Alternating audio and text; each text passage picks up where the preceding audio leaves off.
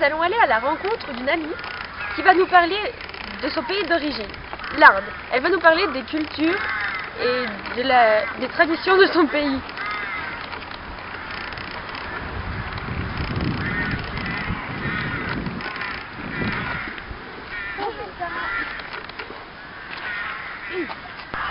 Donc, comme tu commences à le savoir, et comme je t'en parle souvent, les relations hommes-femmes en Inde et en France sont très différentes.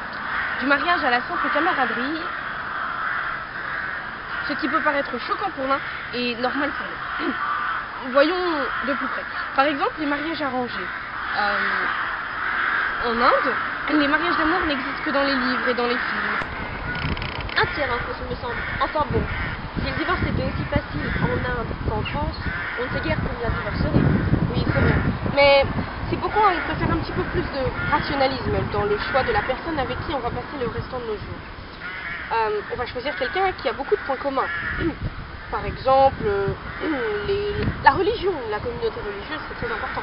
Ou les goûts, les habitudes alimentaires. S'assurer aussi que les deux familles s'entendent bien. Parce qu'il ne s'agit pas simplement des deux époux. Et puis, on va éviter les couples basés sur un amour impossible ou encore un coup de foudre. Enfin, et qui est-ce qui peut rajouter du rationalisme dans ce choix? Les parents, bien sûr. Enfin, dans ce système de mariage arrangé, les parents ne forcent pas le choix pour embêter leurs enfants. Au contraire, ils espèrent faire le meilleur choix pour leur assurer une vie meilleure, une vie future meilleure.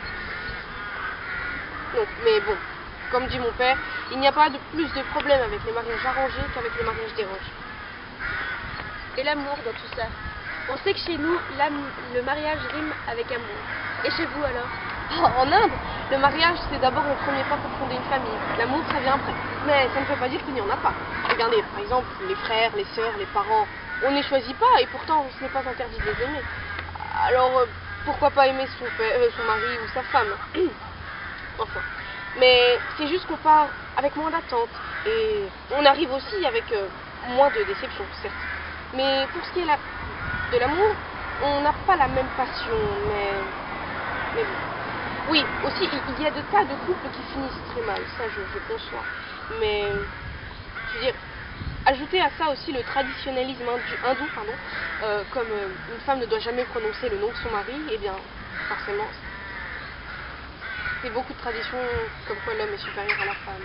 Ça facilite pas souvent les choses. D'ailleurs, on sait que l'Inde est quand même un des seuls pays où la misogynie se voit sur les statistiques. Il y a moins de femmes qu'il ne devrait y en avoir. Et la principale cause, c'est l'infanticide et l'avortement. Bon, d'ailleurs, ce n'est pas un hasard si la détermination du sexe est interdite avant la naissance. Enfin, mais un couple peut se passer très mal s'ils apprennent qu'ils ont eu une fille, surtout pour la femme. Enfin, du coup, l'ambiance n'est pas vraiment à la drague chez les jeunes Indiens. Les relations sont très distantes entre Indiens et Indiennes. Ouais, vas-y, mademoiselle, t'as pas un 06? Sérieux? Wow. Oulala, tout ça me paraît bien loin de la tête. Ici, en France, les garçons n'hésitent pas à aborder les héros. Enfin bon, ceci est compréhensible, puisque nous sommes mélangés dès la petite enfance depuis l'école maternelle. Ah, mais c'est complètement différent en Inde. Même les appartements universitaires sont séparés. Et les seuls appartements mixtes qui peuvent être autorisés sont seulement sous présentation d'un certificat de mariage. Enfin, les étudiants qui portent plainte contre un couple qui s'est embrassé en public, oui, tu ne vas peut-être pas le comprendre, mais là-bas, c'est extrêmement choquant, et voire même interdit. Ou bien contre une intrusion de filles dans la salle télé d'un bloc de garçons, ça c'est déjà vu.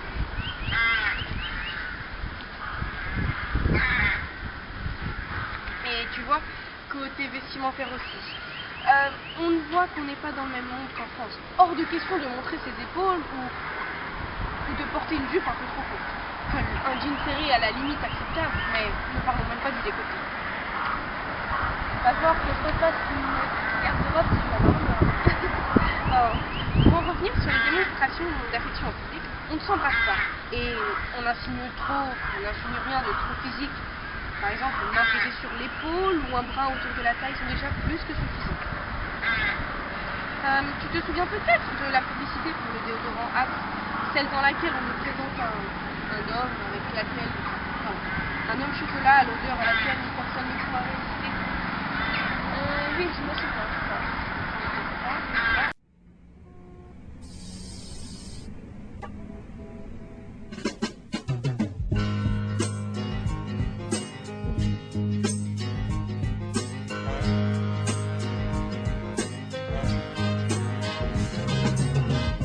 When a cold chill begins to burn at your very soul, that's the sweet touch of love. Oh, when just a drop of a name begins to sting your very toe, that's the sweet touch of love. Oh yes it is. Just the thought of not seeing you would blow my mind. Oh, that's the sweet touch of love. Oh yes it is. I was about to give up, but you came just in time. With your sweet touch of love. En Inde, elle a été censurée, vulgaire et indécente, a décrété le gouvernement. Tu vois comme nos cultures sont différentes. Oh oui, effectivement. Excuse-moi. Ah, c'est la maman. Oh, elle me dit que ma tante vient d'accoucher. C'est une petite fille. Tiens. Ah, j'espère que je serai la marraine. Tiens, voilà, encore une grosse différence. Ici en France, avoir un enfant, peu importe le sexe, c'est une vraie... Donc c'est réjouissant, mais en Inde, comme dans d'autres pays, avoir un garçon est fêté. Par contre, avoir une fille est source de problèmes. Un jour, il faudra la marier. C'est pour ça qu'il faut commencer à économiser la dot dès son plus jeune âge, parce que il faut qu'elle rentre dans une bonne famille, et plus la famille est aisée, plus la dot doit être élevée. Enfin, c'est pourquoi les couples essayent de choisir le sexe de leur enfant en éliminant, si possible, celui de la fille. C'est...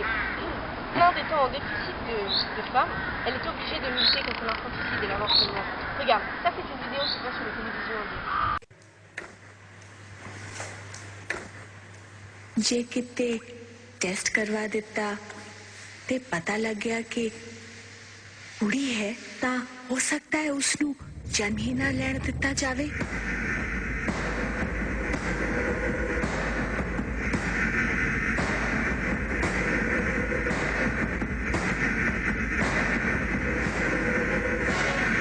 मेरे घर इदा नहीं होवेगा।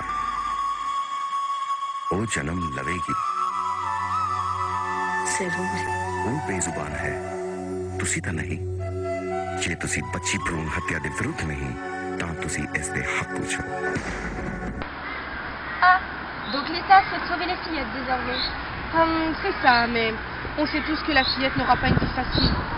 Avec les tâches à accomplir, le mariage arrangé, ou son mariage qu'elle fera vivre jusqu'au bout. Enfin. D'ailleurs, à partir du moment où elle est veuve, sa belle famille l'abandonne et elle est exclue de la société.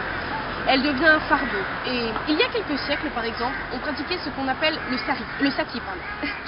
Et donc, c'est une tradition assez bizarre, on va dire. Elle exige que lorsque son époux meurt, la femme doit se jeter dans un bûcher.